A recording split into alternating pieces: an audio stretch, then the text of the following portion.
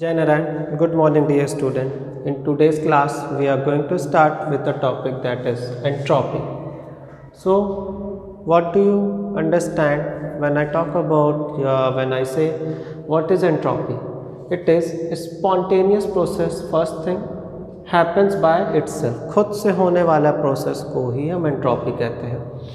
अगर नेचर में देखें तो ऐसे प्रोसेस जो स्पॉन्टेनियस मतलब लगातार हो रहे हों, इन विच मोर रैंडमनेस, जो नेचुरल प्रोसेस होते हैं वो रैंडम होते हैं, वो ऑटोमेटिक होते हैं, कोई सिस्टम नहीं फॉलो करते हैं, कोई उनका ऑर्डर नहीं होता है, या उसको हम कह सकते हैं डिसऑर्गेनाइज्ड डिसऑर्डर्ड फॉर्म में होते हैं। तो ये सब जितनी भी चीज़ें हैं ये क्या डिफ़ाइन कर रही हैं उनके एंट्रोपी को, या और सिंपल मैनर में समझें तो एंट्रोपी जो होती है वो मेज़र करती है रैंडमनेस को। Entropy is the measure of randomness. क्या आप बताएं रैंडमनेस किसी भी चीज़ का मेज़र कर सकते हैं? आप कितने बदमाश हैं, क्या आप मेज़र कर सकते हैं? नहीं पॉसिबल है। तो एंट्रोपी इसी टॉपिक को मेज़र करने का कॉन्सेप्ट है। कैसे मेज़र किया जाता है? एंट्रोपी के लिए हम सिंबल यूज़ करते हैं delta S, that is change in entropy. Change in entropy अगर मेज़र करना है तो del S that is equal to final minus initial. Final में इनिशियल में दोनों में कितने चेंजेस थे, अगर ये हम पता कर लें तो वो एंट्रोपी चेंज मेज़र हो जाएगी उस चीज़ की, और वो पॉजिटिव वैल्यू आएगी। नॉन स्पॉन्टेनियस अगर हुआ, इसके पहले देखिए स्पॉन्टेनियस, अगर नॉन स्पॉन्टेनियस हुआ दैट मीन्स कोई रिएक्शन जो वाइस वर्सा चल रहा हो, रिवर्सेबल हो, वो नॉन स्पॉन्टेनियस होगा, क्योंकि एक कॉन्टिन्यूएशन में ही तो चलता है हमारा स्पॉन्टेनियस चीज़, हमेशा आगे की तरफ बढ़ती है। बट नॉन स्पॉन्टेनियस क्या होगा, आगे गया तो वो पीछे भी चला आया। तो रिवर्सेबल जो रिएक्शन होते हैं उनको नॉन स्पॉन्टेनियस कहते हैं, जहाँ पे भी डेल्टा एस क्या हो जाएगा ज़ीरो। एक बार पॉजिटिव वैल्यू दिया जब फॉरवर्ड किया, एक बार नेगेटिव वैल्यू दिया, तो दोनों ओवरऑल क्या हो गए, ज़ीरो हो गए।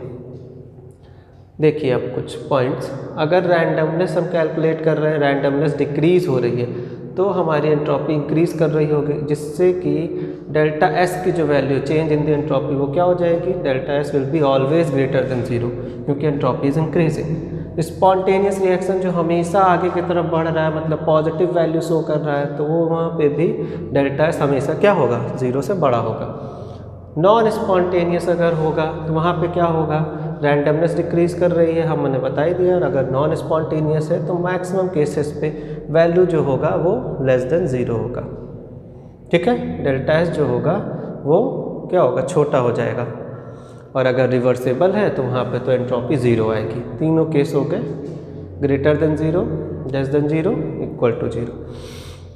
इंपॉर्टेंट पॉइंट देखते हैं एंट्रोपी का। एंट्रोपी एक स्टेट का फंक्शन है, स्टेट फंक्शन। स्टेट फंक्शन वो फंक्शन होते हैं जो इनिशियल और फाइनल पॉइंट पे डिपेंड करते हैं। दैट मीन्स डेल्टा एस जो चेंज इन एंट्रोपी होगा वो फाइनल में से इनिशियल को हम माइनस कर देंगे, वो क्या दे देगा हमें, डेल एस की वैल्यू।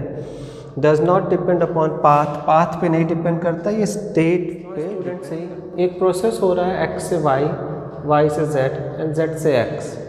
अगर हम कहें कि एंट्रोपी हमें कैलकुलेट करनी है तो हमें पता है फाइनल से इनिशियल हम कैलकुलेट करते हैं माइनस करके, तो हम लिख सकते हैं ना, entropy from X to Z, X से लेके जेड तक की एंट्रोपी कैलकुलेट करनी तो क्या होगा, entropy from X to Y, X से वाई जाने पे plus of entropy Y to Z. यही तो था ना, फाइनल में से इनिशियल माइनस करते थे तो एंट्रोपी आ जाता था। तो फॉर्मूला हमारा क्या बन गया, del S entropy change that is equal to del Q, कितना हीट वहाँ पर एक्सचेंज हुआ और उसका कितना टेम्परेचर था। अगर T2 से T1 पे चेंज हो रहा है तो integration of D S that will be equal to integration of D Q by T. Temperature अगर कांस्टेंट नहीं हुआ तो डेल एंट्रोपी चेंज क्या हो जाएगा, that will be equal to D Q by T. ठीक है, तो ये दो फॉर्मूले याद रखिएगा, इंपॉर्टेंट है।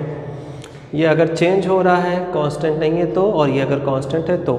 यूनिट क्या होती है एंट्रोपी की, del S is equal to del Q by T था, यही फॉर्मूला। बट गैसेस है तो नंबर ऑफ मोल्स एन आ जाएंगे, डी क्यू जूल में, डेल्टा क्यू हीट जूल में measure, N number of moles moles में, और केल्विन जूल पर मोल केल्विन, ये इसकी यूनिट हो गई। एंट्रोपी एक एक्सटेंसिव प्रॉपर्टी है, बहुत इंपॉर्टेंट चीज़ याद रखिएगा। एक्सटेंसिव प्रॉपर्टी वो प्रॉपर्टी होती हैं जहाँ अमाउंट ऑफ मैटर मास पे डिपेंड करता है। कितना मैटर है, कितना उसका मास है, नंबर ऑफ मोल्स कितने हैं, ये सब चीज़ें जो होती हैं ना, इनको एक्सटेंसिव प्रॉपर्टी बोलते हैं। और इंटेंसिव क्या होती है, रिफ्रैक्टिव इंडेक्स, जो कि चेंज नहीं होता है, ये चेंज होता है, वो नहीं चेंज होता।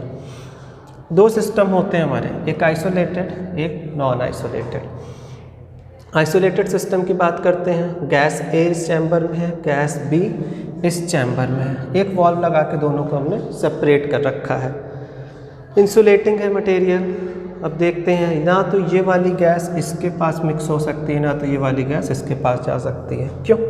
जब तक ये वॉल्व नहीं ओपन होगा, मतलब रैंडमनेस बहुत कम है, इंटरमिक्सिंग नॉट पॉसिबल। चलिए सेकंड केस हम लेते हैं।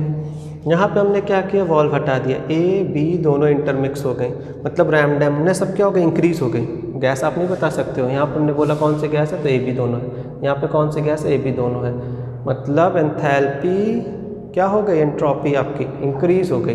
एंट्रोपी इंक्रीज हो गई, that means change in entropy will also be increased. ये आइसोलेटेड सिस्टम का केस।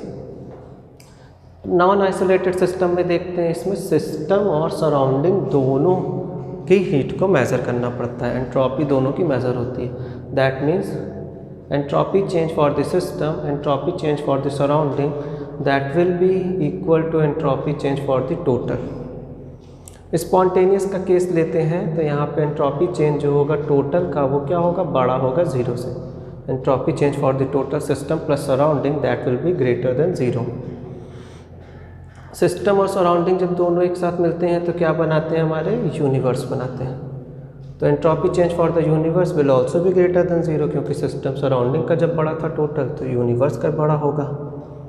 एग्जाम्पल देखते हैं, हमारा वाटर लिक्विड फॉर्म में है और वाटर आइस फॉर्म में, सॉलिड। तो ऐसा करते समय क्या एंट्रोपी मुझे करनी पड़ेगी, लिक्विड था, हीट को रिलीज़ करेंगे। लिक्विड जब अपनी हीट को बाहर निकालेगा, बाहर एटमॉस्फेयर में देगा, सराउंडिंग में, तभी तो वो आइस में कन्वर्ट हो सकता है। There is an reversible process. और उसमें हम आइसोथर्मल की बात करें तो आइसोथर्मल मीन्स होता है कि कांस्टेंट टेम्परेचर हो, मतलब स्टार्टिंग और एंडिंग तो सिस्टम के जो हों वो दोनों इक्विलिब्रियम फेज में हो।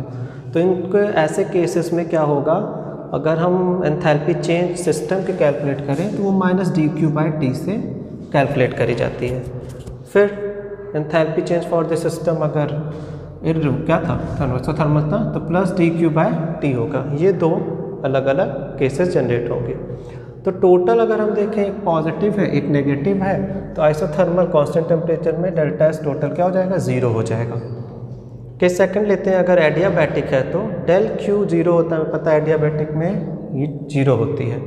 तो सिस्टम का enthalpy change that will be equal to the surrounding का एंथैल्पी चेंज, ये दोनों क्या हो जाएंगे, ज़ीरो के इक्वल होंगे। याद रखिएगा, ये सब इंपॉर्टेंट हैं फैक्टर्स। रिवर्सिबल था, सपोज इरिवर्सिबल प्रोसेस हमारा हो तो एंथैल्पी चेंज टोटल क्या होगी, must be greater than zero.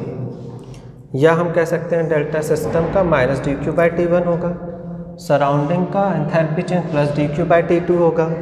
Total अगर हम निकालेंगे तो -dq/T1 +dq/T2, देखिए दोनों लिखा, dq कॉमन है, कॉमन ले लिया, 1/T2 -1/T1। तो delta enthalpy change for the total system in irreversible process dq is equal to T2 - T1/T2/T1। ये इंपॉर्टेंट रिलेशनशिप है, इसको याद रखिएगा।